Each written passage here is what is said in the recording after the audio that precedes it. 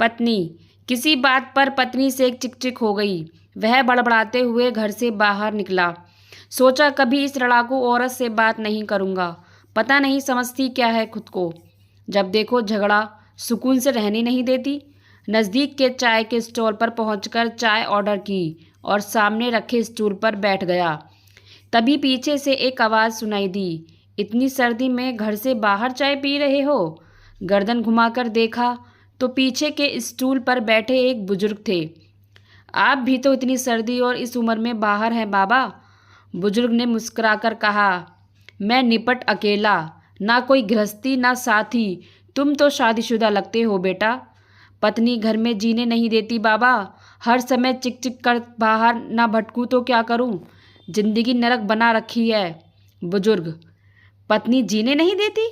बरखुदार, जिंदगी ही पत्नी से होती है। 8 बरस हो गए हमारी पत्नी को गए हुए। जब जिंदा थी कभी कद्र नहीं की। आज कमबख्त चली गई तो भुलाई नहीं जाती। घर काटने को दौड़ता है। बच्चे अपने अपने काम में मस्त। आलीशान घर, धन दौलत सब है, पर उसके बिना कुछ मज़ा नहीं। यूं ही कभी कहीं भटकता रहता हूँ। कुछ अच्छा नहीं लगता। उसके जाने के बाद पता चला वह धड़कन थी, मेरे जीवन की ही नहीं, मेरे घर की भी। जब बेजान हो गया। लेकिन नवनीत, तुम तो समझदार हो बेटा। जाओ अपनी ज़िंदगी खुशी से जी लो, वरना बाद में पछताते रहोगे मेरी तरह।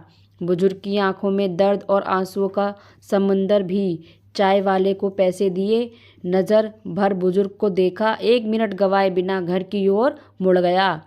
उसे दूर से ही देख लिया था। डबडबाई आंखों से निहार रही पत्नी चिंतित दरवाजे पर खड़ी थी। कहाँ चले गए थे? जैकेट भी नहीं पहना, ठंड लग जाएगी। तो तुम भी तो बिना स्वेटर के दरवाजे पर खड़ी हो।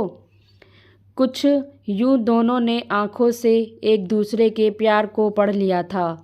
कई बार हम लोग भी अपने जीवन में इसी तरह की गलतियां कर बैठते हैं।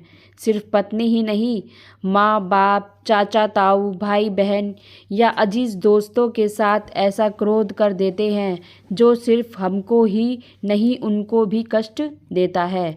तो फ्रेंड्स, ये छोटी सी कहानी आपको कैसी लगी कमेंट्स बॉक्स में ज़रूर बताइएगा और उस कहानी को लाइक व शेयर ज़रूर कीजिएगा। और चैनल पे नए हैं तो सब्सक्राइब कीजिएगा, बेल आइकन दबाना ना भूलिएगा। धन्यवाद।